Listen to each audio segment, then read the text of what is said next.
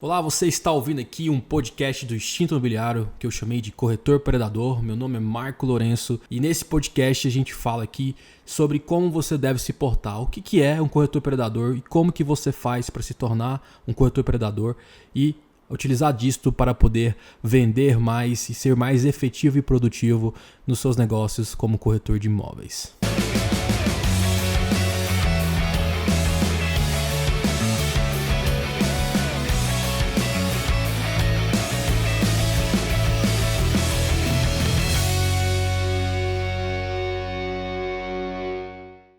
Fala pessoal, tudo bom? Aqui é o Marco Lourenço, está falando com vocês do Instinto Imobiliário e esse é o episódio piloto do nosso podcast Corretor Predador.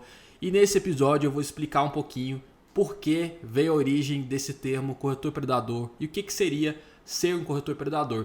E nesse podcast a gente vai trazer sobre várias ideias aí para você se tornar um corretor mais produtivo em negociações e poder vender mais, né? Eu vou trazer o que, na minha opinião, faz um corretor se diferenciar no mercado, que eu utilizei esse termo para poder exemplificar. E a forma que eu identifiquei até agora de poder extrair mais conhecimento da minha mente é quando eu estou conversando com alguma pessoa, né? Quando eu estou respondendo perguntas. Dessa forma facilita um pouco mais da minha mente poder trazer informação ali e insights neste processo. Por isso, hoje quem está aqui é a Lorena, talvez ela vai participar de vários episódios. A Lorena, para quem não sabe, é a minha esposa e minha sócia na imobiliária. E ela vai começar a trazer esses temas aí pra gente, essas perguntas, pra gente poder discutir mais e poder extrair aqui ideias para você melhorar a sua performance em vendas como corretor de imóveis, beleza? E o tema de hoje é o que é corretor predador. Vamos lá. E aí, Lorena, se apresenta aí como que você tá? Olá pessoal, boa noite, tudo bem? Então, para quem não me conhece, meu nome é Lorena Barbosa, eu sou gestora de relacionamento da Life hoje. E estarei aqui com vocês fazendo perguntas para o Marco Lourenço em relação ao instinto imobiliário e todas as dúvidas que vocês tiverem também, se tiverem perguntas que vocês queiram saber, mandem aqui para a gente. Beleza, Lorena, e aí, o que você trouxe para a gente aí, para a gente poder entender um pouco mais desse conceito de corretor predador? Quais foram as perguntas que você trouxe para nós hoje? Então, Marco, como é o nosso primeiro podcast, né, as pessoas estão começando a conhecer seu canal, começando a te ver melhor, eu acredito que muitas tenham várias dúvidas em relação aos principais temas. E o primeiro que eu escolhi é para você falar para a gente o que é um corretor predador. Show de bola, Lorena. Na verdade, essa história eu já até contei um pouco no canal do YouTube, mas ela começa o seguinte. Um dia eu estava no lançamento de um empreendimento e de repente eu estava analisando ali as pessoas e veio na minha cabeça esse nome Instinto Imobiliário. Na época não associei muito a um canal, a um projeto assim para corretores, mas eu fiquei pensando assim, se um dia eu for montar um projeto que tem a ver com alta performance, com corretores que vendem acima da média, diferenciados, eu utilizaria esse nome. Porque esse nome para mim significa uma ideia que eu tenho em relação a se formar como uma pessoa, ser melhor como profissional, como pessoa. Porque para mim, quando você se torna tão bom em algo, ele se torna tipo um instinto, algo que você faz automático. Como que eu descobri isso? Por muitos anos, desde os meus 12 anos de idade, eu estudo PNL, Programação Neurolinguística, não sei se vocês conhecem, eu estudo também coaching, né, e outros assuntos que têm a ver com a mente. Eu sou apaixonado por estudar assuntos mentais, por isso que muitas vezes eu falo muito disso, de mindset, de mudança de pensamento, porque eu acredito muito nessa jornada e foi uma das coisas que mais me fez crescer. E por muito tempo eu estive estudando isso, né? Por exemplo, como negociar melhor com o cliente, como estar ali de uma forma mais persuasiva, de influenciar as pessoas de uma maneira positiva, né? E existem várias técnicas nesse processo, né? O PNL, inclusive, ele defende uma tese que a gente pode fazer qualquer coisa que a gente quer. Se você aprender a copiar as habilidades ali, observando, você pode fazer qualquer coisa. No entanto, eu concordo em partes com essa afirmação da PNL, mas eu acredito que você pode sim copiar, talvez quase qualquer habilidade, mas você vai ter algumas tendências ali de ser melhor em algumas coisas, né? Inclusive tem um outro livro que a gente até utiliza quando a gente vai treinar nossos corretores, que é um livro que ele fala sobre descubra seus pontos fortes, né? E tem esse livro e tem um vendedor fora de série, se não me engano, que são base da mesma ciência, que é uma ciência que ela estuda que as pessoas têm em torno de 32 habilidades e ele descreve para você, ele faz um teste, na verdade, é um teste internacional, e você faz esse teste e descobre os seus 5 pontos mais fortes. Então, existem essas duas doutrinas. Você pode aprender tudo, que é a teoria da PNL, mas desse livro ele fala que você tem que focar nas habilidades que você já é bom, que todas as pessoas são diferentes, todos temos as mesmas habilidades, mas a gente tem níveis dessas habilidades. E aí eu fui sempre aprendendo, aplicando, né, essas técnicas que eu fui desenvolvendo ao longo do tempo. Só que eu descobri que, conhecendo outras pessoas, quando a gente aprende só uma técnica, ela fica meio robótica, ela fica um pouco falsa. E nesse processo, eu repetindo, eu percebi que com o tempo estava se tornando automático. Então hoje, quando eu sento numa mesa ali e vou negociar, é como se eu adicionasse uma habilidade ali, um skill. Na verdade a gente chama de skill, né? Em jogos, né? Eu chamo isso de skill. Geralmente vai jogar um jogo, eu chamo de skill, que é uma habilidade sua ali. Então é como se você acionasse uma máscara ali automática e seu cérebro ele age como um instinto. Você não tem que ficar pensando o que eu vou falar agora, o que o meu cliente vai falar, o que eu tenho que falar. Linguagem corporal, por exemplo, uma coisa que eu estudei por muito tempo, né? E você tem que ficar observando a linguagem corporal. E quando se torna um instinto, quando se torna automático, você não fica observando, você simplesmente faz a leitura automática e você interage com o cliente naquele momento. Então, a partir daí eu descobri que para você ter uma habilidade muito bem feita, você precisa tornar ela um instinto. Ela tem que ser suave e funcionar de forma automática. E para isso acredito que até existe gatilhos, né? Eu ainda não descobri ao certo como eu fiz esse processo, mas eu acredito que existem alguns gatilhos que eu consegui criar para acionar, né, essas skills no momento que eu preciso delas. Então, quando eu vou negociar ali, eu já aciono aquela skill para poder negociar. Por exemplo, quando eu vou fazer um vídeo, quando eu vou fazer uma palestra, eu já aciono uma skill de palestra, uma skill ali de fazer vídeo. Então, isso se torna um instinto e você não fica pensando. Porque a parte do nosso cérebro que pensa consciente, que é a parte esquerda, ela é mais lenta que a parte direita, que é a nossa parte do inconsciente, né? Então, eu não lembro ao certo, mas é como se a parte esquerda trabalhasse 2.000 bits e a nossa parte direita 2 bilhões de bits, né? Bits, para vocês não sabem, mais ou menos a velocidade, né? É o que mede a velocidade, é um tipo de medir velocidade nos computadores. Então, para vocês verem a diferença. Então, quando um processo é automático, ele roda muito mais fluido, muito mais fácil, né? E quando você pensa para fazer, você trava. Então, por isso que às vezes a gente vai usar uma técnica, fica forçada, fica robótica, que é como se você estivesse seguindo o passo a passo. Então, foi daí que surgiu esse nome instinto imobiliário, né? Que veio essa ideia do instinto imobiliário, porque instinto imobiliário é como se fosse um conceito de que você tem que tornar aquilo automático, tornar tudo que você precisa dentro do mercado imobiliário para vender mais, para destacar, para ser um corretor de alta performance, se tornar um instinto. Então são as habilidades que você adquire para formar esse instinto imobiliário. E o corretor predador veio porque instinto me lembrava de predadores, né? Principalmente felinos. E felinos são um tipo de animais que eu gosto muito. E o meu animal preferido é o tigre, né? E mais específico é o tigre branco. E o tigre, para quem não sabe, ele é o maior felino, né? Então ele é maior até que o leão. Muita gente acha que o leão é maior, mas o tigre é o maior. Dizem, né? Eles moram na verdade em lugares diferentes, então eles não se encontram. Mas dizem, alguns falam que o leão ganharia uma briga, outros falam que o tigre ganharia, mas eles têm habilidades diferentes.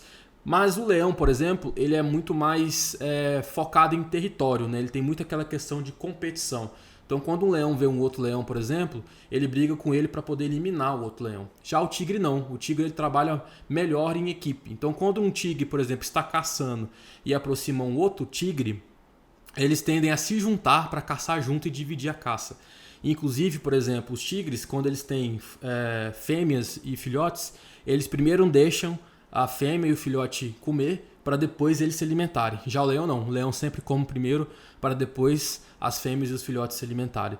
Então, por isso que eu gosto do tigre, né? Apesar do tigre ter aquela aparência que ele é mais agressivo, mas na verdade ele parece ser mais agressivo, mas ele tem alguns princípios que para mim faz mais sentido dentro do mundo dos negócios, vamos dizer assim. E além dele ser um excelente caçador, né? Então o tigre ele é muito bom caçador. Então quando ele quer pegar algo, quando ele quer caçar algo, ele realmente vai para cima ali e conquista a presa dele. Então por isso que o tigre vocês vão ver muito nas nossas artes, porque o tigre é o símbolo do instinto imobiliário, né? Eu uso o tigre normal, mas o tigre branco para mim é o preferido ali, é o do meu coração, que é o tigre que eu acho mais bonito, né? Então me destaca muito. E o que tem a ver também essa questão da competição, né? Porque eu acho que por muito tempo o mercado imobiliário existe uma inimizade muito grande, uma competição muito grande. Então a gente briga muito entre nós mesmos, né? Então a gente acha, parece que o mercado é só nosso, né? Que não pode dividir tudo. E é uma coisa que ao longo do tempo eu fui percebendo que o meu sucesso não tinha nada a ver com o sucesso do outro, porque não é porque o meu colega vai vender que ele vai tirar a minha venda. Eu acredito que tem um mercado para todo mundo. É como se fosse uma selva, né? Então tem caça para todo mundo. Você não precisa necessariamente tomar de outro para poder se alimentar. E esse conceito do tigre juntar com outro tigre para poder caçar junto e os dois dividirem é muito legal, porque eu acho que principalmente no momento que a gente vive agora e daqui para frente, a tendência é as coisas se tornar mais difíceis. Então, se a gente se unir mais no mercado para poder crescer junto, todos podem comer e dividir, e eu acredito que tem comida para todo mundo. Acho que é uma luta do mercado imobiliário contra o mercado, né? Porque a gente já está sendo substituído pela tecnologia. Então hoje já tem aplicativos como o Quinto Andar que substitui o corretor. E tem uma tendência que todos os corretores, na verdade, todos os intermediadores tendem a ser substituídos, né? Ao longo desse processo. O Uber mesmo já tem um projeto de rodar com carro autônomo, né? Então até o próprio Uber, que é uma profissão nova, ele pode estar ameaçado. Tem até uma pesquisa que foi feita, eu não me lembro ao certo, mas que fizeram um algoritmo com várias profissões, e não me lembro o número, se era 45% ou era 70% mais ou menos, das profissões vão ser extintas, elas vão ser substituídas por máquinas, né? Aí você pode pensar, porque a máquina está tomando o nosso emprego? Muitas vezes não, eu acho que o que está tomando nós tomamos na verdade o emprego das máquinas, né? Nós somos melhores humanos do que melhores máquinas, e a gente fez muito trabalho que é automatizado, né? Muito trabalho repetitivo. Eu acho que a gente é melhor sendo humano. Então a máquina está tomando que na verdade era dela, e a gente vai tender a ir para outras profissões, né? E dentro desse processo o corretor é uma dessas profissões que estão sendo ameaçadas. E como ele está sendo ameaçado, eu acredito que a gente tem que começar a mostrar valor para o mercado. Porque até hoje o cliente ainda tem dúvidas sobre qual a função de um corretor. O cliente ainda não consegue ver o corretor como alguém que gera valor aqui no Brasil. Nos Estados Unidos eu sei que é um pouco diferente, apesar de não conhecer tão próximo, mas eu leio às vezes, eu vejo notícias, converso com pessoas, né, que frequentam lá, e eles falam que o corretor lá é tratado mais ou menos igual advogado aqui. Geralmente as pessoas têm um corretor de confiança. Já aqui no Brasil não. O cliente usa o corretor muitas vezes para ficar leiloando, né? Faz a mesma proposta com 3, 4 corretores para tentar chegar num preço, às vezes no mesmo imóvel. Então muitas vezes ainda acontece isso. O cliente começa a ver com um corretor, por mais que ele seja bom, às vezes ele compra com outro corretor porque o cara tira um pouco da comissão ou faz alguma coisa que quebra as éticas, né? Na minha opinião. E existe muito esse processo dentro da corretagem, né? E às vezes quando o cliente vai assinar um contrato, ele olha a comissão e fala, você está ganhando muito. Então não existe ainda um valor estabelecido na cabeça do cliente que a nossa profissão é necessária, que a nossa profissão existe por um motivo, né? Que a gente tem a nossa função, que é orientar, porque a gente vive de mercado imobiliário. Muitas vezes eu não julgo o cliente, porque realmente o funil da nossa profissão é muito aberto.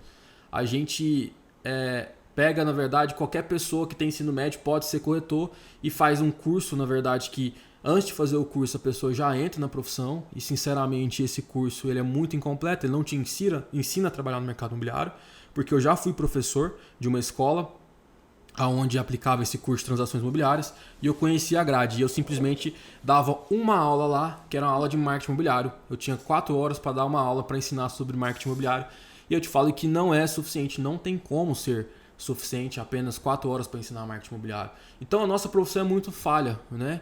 E a gente precisa também evoluir como profissionais para ser valorizado no mercado e mostrar o real valor pro mercado, né? O que os corretores fazem, como que um corretor pode ajudar os clientes e pode economizar tempo. Porque se um cliente confiasse em um corretor, ele não precisaria sair caçando 1000 imóveis e falar com 300 corretores. Ele simplesmente teria um corretor de confiança, onde ele passaria todas as demandas que ele tinha ali, qual que é a necessidade dele, e esse corretor ia usar o tempo dele, filtrar e selecionar os melhores imóveis e oportunidades, tanto de preço quanto de produto para esse cliente. Porque a gente trabalharia de uma forma muito mais eficaz e de uma forma muito mais positiva, né? Porque a gente realmente ia estar ali para resolver o problema do cliente. Hoje o que não acontece, infelizmente, tem profissionais também que só olham para o cliente pensando em dinheiro, isso destrói um pouco a profissão. Ainda existem profissionais que não são éticos, que enganam o cliente, que mente, mas também o cliente não consegue enxergar esse valor. Eu acho que não é culpa dele, eu acho que a gente no mercado imobiliário precisa se unir, fortalecer e mostrar realmente qual que é o valor do corretor para o mercado. Porque nós temos valor, e se a gente não conseguir vender essa ideia e unir no mercado imobiliário, nós provavelmente seremos substituídos, ou a maior parte será substituído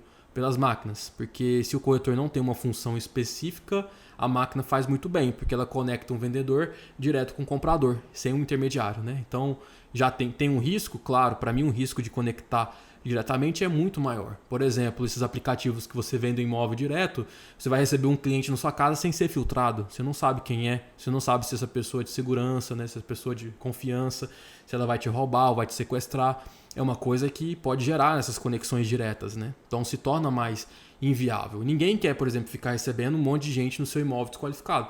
O corretor tem esse papel, por exemplo, de qualificar esse cliente e levar os melhores clientes para visitar seu imóvel e os clientes que realmente vão ter interesse e condição de comprar. Eu já vi pessoas falarem para mim, nossa, né, tem um corretor que só fica trazendo gente aqui que não tem condição, né? Então não tem sentido a gente ficar mostrando meu imóvel, abrir meu imóvel, minha casa, para mostrar para pessoas que não têm condição de comprar. E eu acho que esses aplicativos acontece muito isso, né? Eles tiram essa qualificação que o corretor pode fazer e levar pessoas qualificadas. Mas se não formos melhores profissionais e realmente entregar valor, não adianta. O cliente nunca vai perceber isso e ele nunca vai valorizar a gente como nós devemos ser valorizados, porque sim, corretor de imóveis é uma profissão como qualquer outra, é uma profissão que precisa ser valorizada. E eu te falo mais que encontrar bons profissionais com corretores de imóveis não é fácil, infelizmente. O mercado não desenvolve pessoas. O mercado hoje, ele praticamente contrata e joga o corretor para começar a panfletar, fazer uma ação de rua ali. Então a gente precisa desenvolver, e por isso o instinto imobiliário existe aí. E o conceito corretor predador é o corretor que vai atrás do resultado dele, que realmente quer vender, que quer atender um cliente da melhor forma, que quer ser um profissional de verdade, né? Quer bater a mão no peito e falar: sou corretor de imóveis e eu vou entregar a melhor solução para você, confie em mim que eu vou ser seu corretor, quem sabe o resto da vida, né? Te orientar em todos os processos dentro do mercado imobiliário. E essa é a ideia do conceito do corretor predador. E você falou então um pouco aqui sobre o conceito do corretor predador, do instinto imobiliário, a relação que tem com os felinos, né? Que você gosta bastante, principalmente do tigre. E outra coisa que eu acredito que as pessoas estão curiosas para entender é o que você acha que são as características de um corretor, como você definiu agora há pouco, um corretor predador. Então, acho que começa, se a gente pegar também a filosofia do tigre, um tigre ele não sai atacando qualquer presa, ele não sai entrando e atacando. Como que ele faz? Ele primeiro analisa o ambiente, para depois escolher a presa ali. Geralmente ele vai na presa que ele vê que tem mais chance de ter acerto, né? Ele não vai ficar correndo risco à toa. Não sei se você já reparou, né? Esses predadores, eles não atacam bandos, por exemplo. Eles atacam aonde eles veem que é mais seguro, né? Então eles têm essa análise ali de saber aonde vão ser mais assertivos, né? E começa por aí. Então muitos corretores, por exemplo, entram na profissão e saem atirando para todo lado de forma descontrolada, bagunçada. Por muitas vezes até isso que ajuda o cliente a não ter uma percepção de valor. Porque sai oferecendo imóvel para qualquer um, sai fazendo às vezes um monte de post desqualificado, de forma errada, com uma linguagem ruim, mal feita, sai ligando para o cliente muitas vezes, né? Tem aquele corretor que é muito insistente, né? Que é chato mesmo. E é até um preconceito que as pessoas têm, porque quando a gente fala de vendas, as pessoas falam assim: ah, eu não gosto de vender. Vender é uma coisa chata, né? Porque a gente incomoda as pessoas. E aí que você se engana, né? Vendas não é incomodar pessoas, venda não é oferecer produto. Então só se você mudar essa percepção sua, que vender não é ficar oferecendo produto e enchendo o saco dos outros para comprar. Então, quando você aprende a vender da forma correta, que eu falo que é um nível mais top, né, das vendas, é quando seus clientes te procuram para comprar de você. Que é poucas pessoas que atingem isso. Você se torna uma autoridade, uma referência, e os seus clientes querem comprar de você porque você é bom. E geralmente nesses momentos sua agenda se torna cheia, né? Fica lotada, você não consegue atender. Então você começa a escolher os clientes que você vai atender, porque você não vai ter tempo para todo mundo. Tem até um vídeo no YouTube que eu falo que nós só temos 24 horas. Então a gente precisa aproveitar o nosso tempo da melhor forma. Que é uma coisa também que corretores comuns não costumam fazer, trabalhar a agenda de forma correta. Então, quando a gente entende esse processo, que nós na verdade somos solucionadores de problemas, nós estamos aqui para resolver os problemas dos nossos clientes no mercado imobiliário. Então, se você está aqui para resolver os problemas deles, você precisa primeiro entender a necessidade do seu cliente, entender o que ele busca, os desejos, os medos, as inseguranças que ele tem e trabalhar em cima disso. E aí você só vai apresentar produtos que realmente vão agregar valor para o seu cliente, que vão conectar com aquilo que ele busca. E quando você faz isso, você deixa de vender. Você passa a ser um solucionador de problema em vez de você ser um vendedor. Então, porque não é o produto que importa. A gente acha que é o produto que é mais importante, mas não é. O produto ele só existe para resolver um problema, para resolver uma dor ou um desejo do seu cliente. Então, o que mais importa é a emoção que o seu cliente vai sentir, é o que ele vai resolver com aquilo, como que ele vai se sentir tendo aquela realização. Não é o produto em si, entende? Então não é a fachada que encanta, mas é o que a fachada gera nele. Não é o arquiteto, é o que ele acredita naquele arquiteto. Não é falar que tem 3 subsolos, térreo, mezanino. Isso não agrega valor. O que agrega valor é como aquele imóvel vai encaixar na vida do cliente. Por que ele está comprando uma sala maior? Qual que é o objetivo dele? Existe uma dor e existe uma aspiração nesse processo. Pode ser uma dor no sentido de que ele está recebendo mal os amigos dele, os familiares dele, e às vezes ele quer um apartamento maior para receber melhor essas pessoas. Pode ser uma aspiração, talvez, de falar assim, cara, eu mereço ter um apartamento maior porque eu trabalhei muito na minha vida e esse vai ser o reconhecimento do meu trabalho.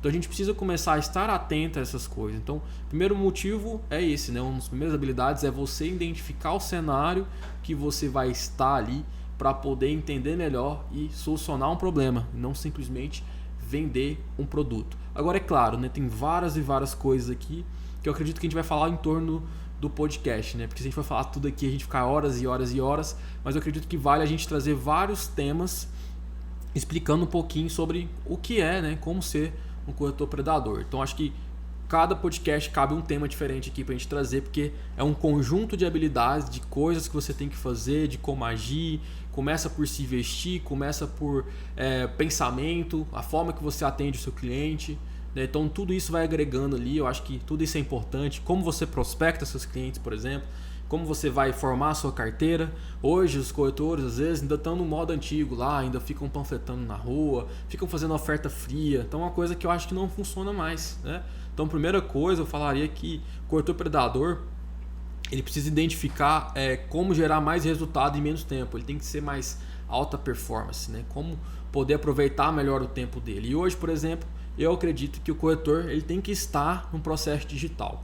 Porque o digital hoje é a forma mais efetiva de prospectar cliente. Existe um funil de vendas, inclusive tem um vídeo no YouTube também. E dentro desse funil de vendas, uma das partes dele é prospectar.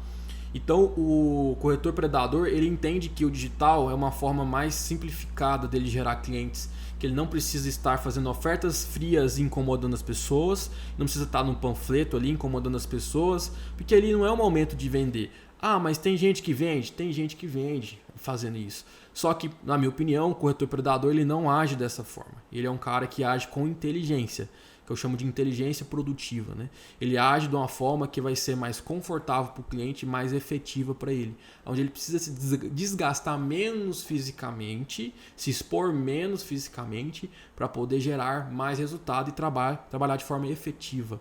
Vai trabalhar menos? Não, não é que você vai trabalhar menos, é que você vai trabalhar de uma forma mais profissional. Então você vai deixar de fazer um monte de coisa às vezes que te incomoda, que você não gosta de fazer, para fazer coisas de um jeito que vai te deixar mais feliz, mais confortável e gerar mais resultado. Mas não é trabalhar menos. Não confunde que você vai trabalhar menos. Você vai trabalhar talvez até mais, porque o corretor predador, ele trabalha mais, porque ele tem gana de vencer.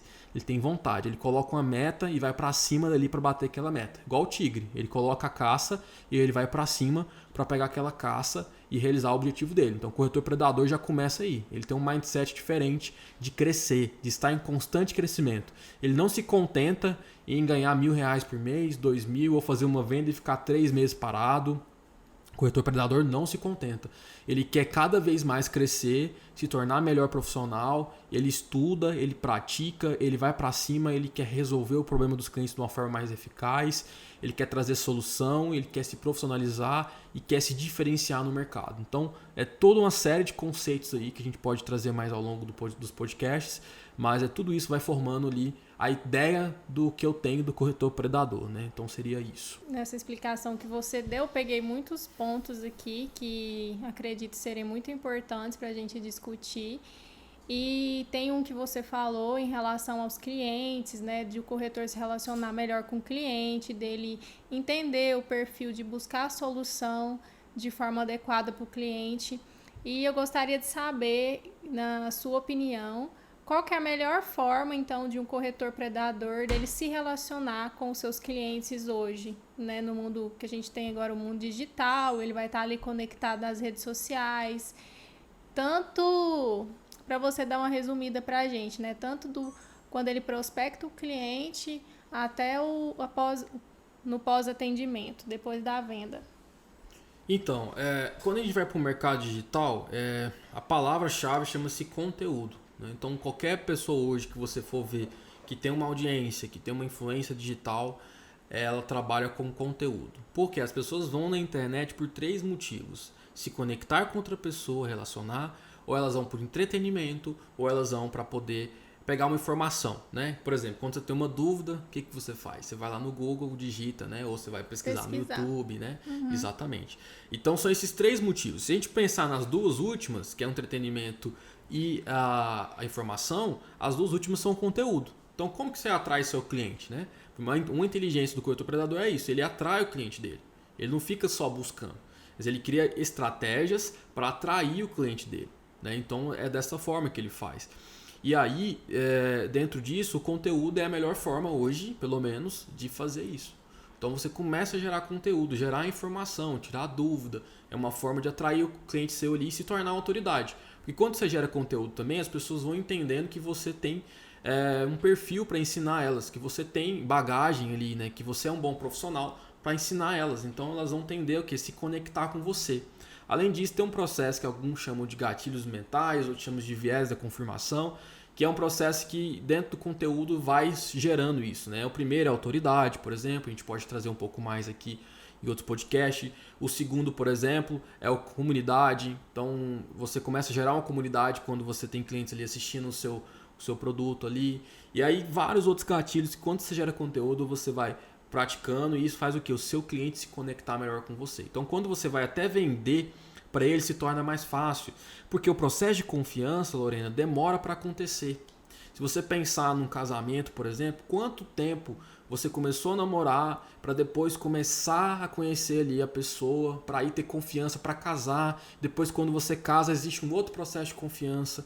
Imagina o relacionamento que você tem, por exemplo, com a sua equipe hoje, o relacionamento que você tem com pessoas que você conhece, aleatório, com seus amigos. Então a confiança ela demora para acontecer. Por isso que muitas vezes a gente demora para realizar a venda, porque existe um processo de confiança entre você, o seu cliente, e existe um processo de confiança entre o cliente e a realização dele, porque ele também quer estar confiante para realizar aquela compra. E eu acredito que uma das principais funções do corretor é fazer o cliente estar confiante naquele processo. Só que se ele não confia em você, como que você vai mostrar para ele que fazer aquilo é seguro, que fazer aquilo ele vai ter uma segurança de fazer? Então você precisa ter essa conexão com o seu cliente. E é uma coisa que a gente não faz. A gente não se conecta com o nosso cliente antes da venda. A gente pula esse processo, a gente não gera informação, a gente não conversa, a gente não troca ideia na maioria das vezes, simplesmente a gente só mostra o produto e quer vender produto.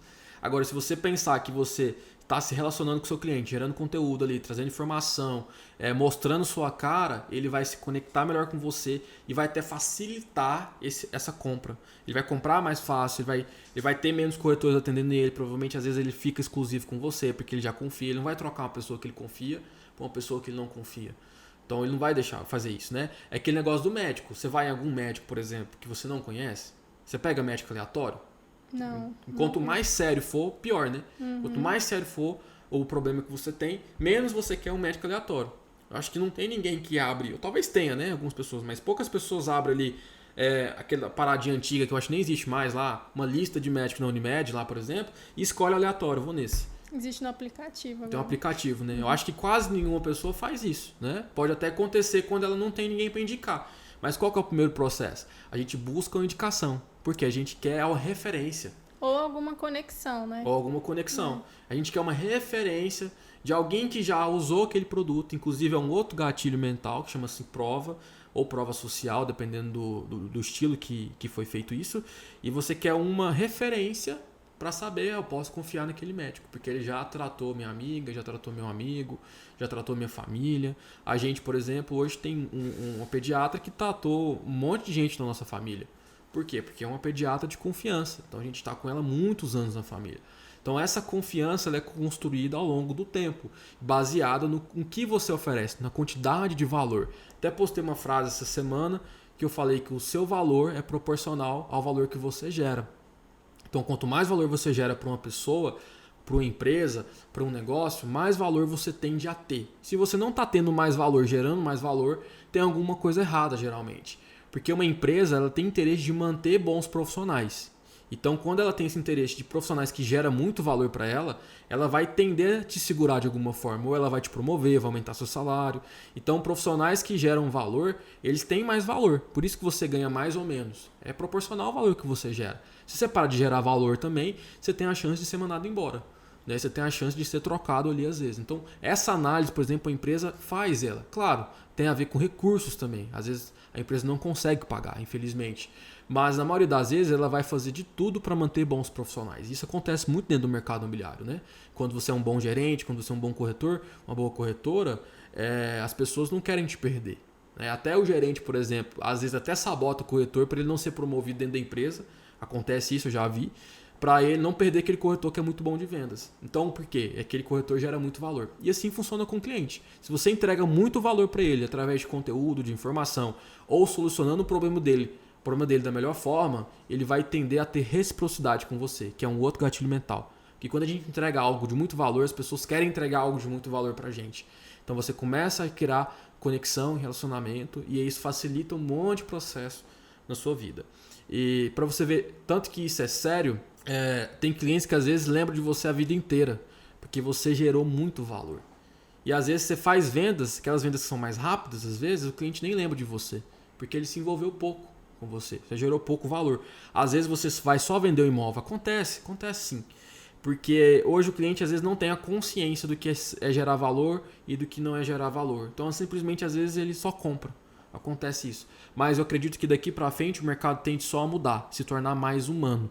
Porque se a tecnologia está substituindo os humanos serão um diferencial. Então quanto mais humano você for, mais valor você gera para os seus clientes, que são humanos, tá? A gente só vende para humano, a gente não vende para uma máquina. Pode até vender uma peça que é para uma máquina, mas é um humano que está por trás.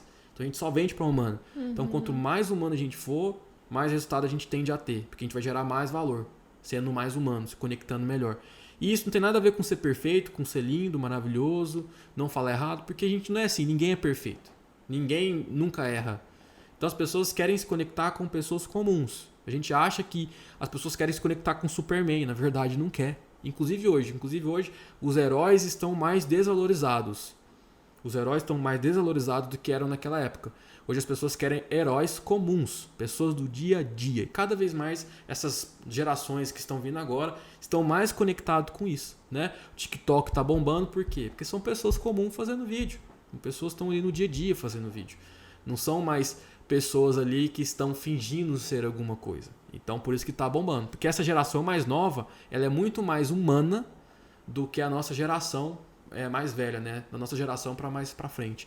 Então as pessoas são mais humanas agora. E isso está acontecendo uma mudança na humanidade como um todo. Então a gente precisa estar mais consciente desse processo, na minha visão. E essa a melhor forma, né? Não tem segredo. O melhor segredo é se conecte com o seu cliente. Tenha interesse genuíno em entender a necessidade dele e resolver o problema dele. Então se você tiver essa consciência, sua vida já começa a mudar. Porque muitas vezes a gente olha para o cliente pensando no dinheiro. A gente já começa uma negociação, eu vejo muitos corretores fazer isso, começar uma negociação já pensando o quanto vai ganhar e aquele dinheiro, o quanto vai pagar as contas dela, resolver os problemas dela. E na verdade, quando você faz isso, você inverte o processo. Porque ninguém gosta de sanguessuga. Inconscientemente, a gente não quer um sanguessuga. Inconscientemente, a gente não quer, geralmente. Então, quando o cliente se torna uma necessidade para preencher o seu vazio, ele entende isso e tende a se afastar de você.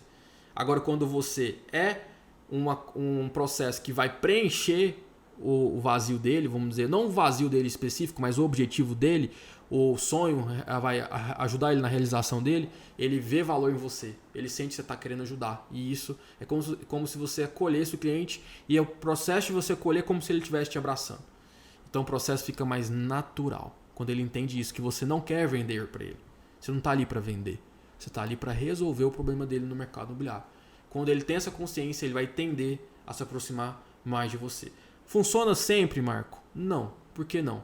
Porque hoje o processo ainda está sendo aprendido. As pessoas ainda não têm noção da percepção de valor que isso gera. Então a nossa profissão, como eu falei, ainda é muito julgada. Ainda não existe essa percepção de valor. Então nós, no mercado imobiliário, precisamos nos unir para mostrar essa percepção de valor para o cliente. Só que para a gente mostrar essa percepção de valor para o cliente, nós precisamos de melhores profissionais. Eu sou a favor, por exemplo, de a gente diminuir o funil de entrada. Eu acredito que tem que ter pelo menos um nível superior. E que a gente tem que melhorar o nosso curso de transações imobiliárias. Para ficar mais difícil entrar. Porque quanto mais escasso quanto mais difícil é para entrar num negócio, mais valor tende a ter aquilo. Se qualquer um entra, não tem valor. Um outro gatilho que chama escassez. A gente dá valor às coisas que são escassas. Por que diamante é mais caro?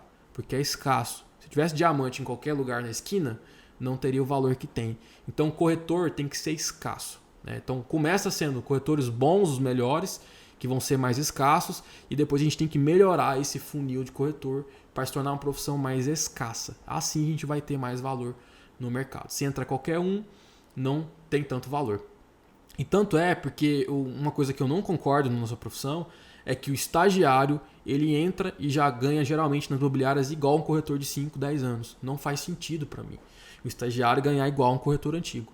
Para mim não faz sentido, porque você desvaloriza ali. E muitas vezes esse estagiário é o cara que vai lá e dá desconto na comissão. Ah, Marco, mas eu sou estagiário, você está falando isso. Eu também já fui estagiário, gente. E eu não concordo. Inclusive eu acho que todo estagiário tinha que ser mentorado por um corretor antigo. Igual funciona na Bolsa de Valores. O corretor de Bolsa de Valores era assim, não sei se é mais. Ele entrava e ficava sendo mentorado por um corretor.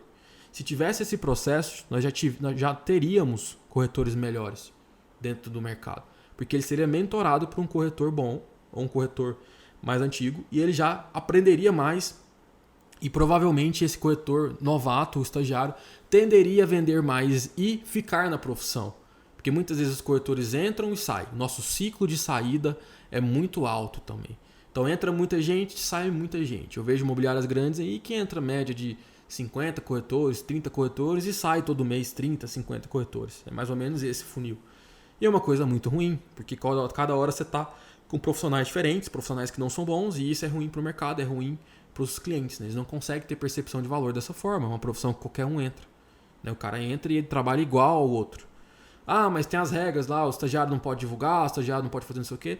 Tem, gente, mas a gente sabe que muitas vezes não funciona e é indiferente também, porque não poder divulgar um imóvel não muda muita coisa na vida, né, do processo, porque se esse corretor está sendo lá tratado igual aos outros, no sentido de receber a mesma comissão, tem as mesmas talvez oportunidades, vamos dizer assim, em alguns lugares tem, não faz sentido. Eu entendo que as imobiliárias, eu tenho imobiliária, eu entendo que as imobiliárias precisam contratar, muitas vezes para preencher plantões, apesar que agora estão parados a maioria dos plantões e tem muitos plantões que diminuem as visitas, né, drasticamente, mas eu entendo que tem essa necessidade, eu entendo que é difícil encontrar bons profissionais, pessoas que realmente querem ser corretor, mas a gente precisa sofrer um certo momento para evoluir o mercado. Infelizmente, vamos ter que sofrer para chegar no, vamos dizer, o mais ideal, né? Numa melhoria do mercado.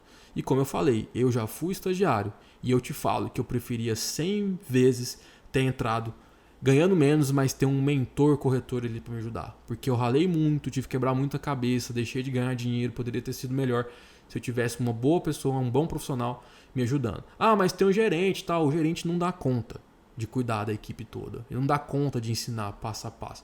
Gerente, na minha opinião, tem que ser focado só em vendas, em converter vendas. É um outro problema que eu vejo no mercado imobiliário. Por que a gente não treina? Por que a gente não desenvolve? Muitas vezes eu vejo os corretores entrarem e ficarem perdidos dentro do mercado imobiliário. Porque não tem ninguém para orientar, não existe um processo de venda, não existe uma educação para o corretor. Ah, mas tem empresas que treinam produto. Ninguém treina vendas, eu não vejo, pelo menos aqui em Goiânia, né, nossa cidade, eu não vejo pessoas treinando vendas. Ah, mas tem umas palestras. Palestra não é treinamento, não é desenvolvimento. A palestra só serve para te dar um insight naquele momento. O que você precisa é de desenvolvimento, você precisa de plano, de método. Tem alguns imobiliários que até tentaram implantar. Mas o que eles fazem? Jogam na mão do gerente. O gerente não dá conta. Eu fui gerente por 4 anos, mais de 4 anos, 4 anos. E eu te falo, é muito difícil você focar em vender, treinar, desenvolver, gerar lead, e um monte de coisa que você tem que fazer. E eu fazia isso, eu treinava, eu fazia um monte de coisa, né? E eu era um dos poucos gerentes que treinava, desenvolvia minha equipe, trazia conhecimento diferente, tudo. Focava em treinar vendas, em treinar mindset, né? Maestria que eu chamo, que é você se tornar um profissional melhor de dentro para fora. Eu fazia tudo isso, eu te falo que é muito difícil de fazer isso com assertividade. Não dá tempo. O gerente tem que focar só em conversão de vendas. Quem tem que treinar é a imobiliária ou criar um sistema de mentoria. Essa é a minha visão. Talvez você não concorde, mas é a visão que eu tenho para a gente melhorar o nosso mercado. Mas é isso, Lorena. Eu acho que tem mais alguma pergunta. Vamos ficando por aqui, né? Que já deu um bom tempo de podcast e vamos trazendo mais temas aí ao longo do processo para entender melhor como funciona esse processo aí, as etapas, né? Ou o que você precisa saber para se tornar um corretor predador. Tem mais alguma consideração para fazer? Não, por enquanto não. Acredito que é isso mesmo. E a gente, ao longo do tempo, então, vamos tirando as dúvidas, né? As que a gente já tem, que os corretores já têm diariamente, as que eles vão mandando para a gente. E ao longo desse processo, nós vamos conversando e tratando por aqui. Show de bola. Pessoal, a gente vai postar, então, a produção desse vídeo aqui. A gente tá fazendo um vídeo, né? Produção do podcast, na verdade. A gente vai postar o vídeo no YouTube e vamos postar o podcast aí. Vamos organizar para estar aí no maior número de redes de áudio, né? Spotify, Deezer e outras aí que tem. Para quem gosta de ouvir áudio, né? Tem a galera que gosta de ouvir ou às vezes quer ir para casa ouvindo um áudio ali no carro. Então o podcast é para dar essa condição de você poder absorver esse conteúdo. Ou às vezes você está no stand parado ali, não tem como você ver um vídeo. Você pega o seu celular, coloca no Spotify e ouve esse podcast aí para te ajudar a ter um insight para você começar a moldar melhor a sua mente e se tornar um corretor predador. E é isso aí. Muito obrigado. Valeu.